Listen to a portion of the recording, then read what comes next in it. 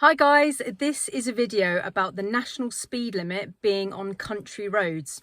Have you ever thought to yourself, why is there a national speed limit on this skinny, narrow, nasty country road? This is a video all about that. Let's get into it.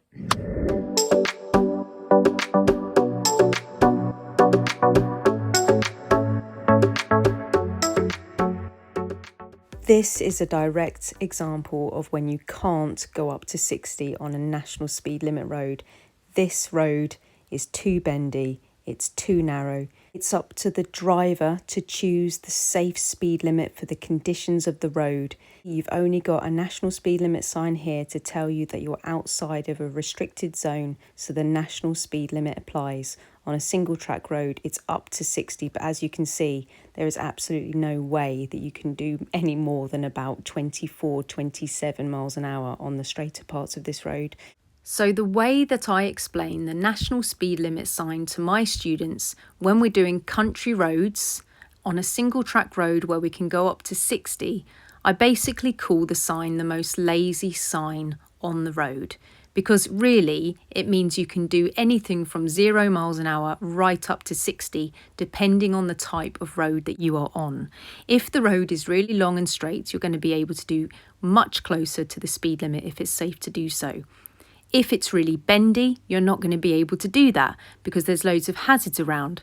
So it really is up to you to gauge the road, analyse the road and see what's going on in it. The government can't come in and analyse every single little corner and put a speed limit on those bends for you because they're too far out of town. It would cost an absolute fortune. It's like in the rain, when it rains, they don't come and they don't change all of the signs for you because it's foggy or raining or snowing. It's up to the driver to choose a safe speed for the conditions of the road. So when you're on these national speed limit roads, it's very important for you to analyse the road and look at the road properly and decide on the safe speed for the conditions of the road that you're driving. The one thing that the government can put up is black and white chevrons to dictate or indicate that there's very sharp bends or sharp turns. Never ignore a black and white chevron. They cost money. The government's bothered to put it there. Never ignore a black and white chevron. Choose your speed carefully and go round the bend with the correct gear and speed. Other hazards to consider when you're using these country roads are the road conditions. So is the road itself damaged? Is it rough? Does it have a rough road surface? Is there debris everywhere? Is there potholes everywhere? Are there steep hills? What's the weather conditions like? You know, if it's raining, if it's foggy, if it's ice and snow or snowing. What other road users are there? Are there other cars? Are there cyclists? Are there pedestrians walking without a pavement? Are there horse riders, livestock, and other slow-moving vehicles like tractors and things? Think about whether the road design is difficult. Are there blind bends or hairpin bends or narrow roads or closed junctions hidden? Or is there high hedges that you really can't see very far ahead? Are there passing places on the left and the right that you may have to reverse back to if you get yourself into a pickle?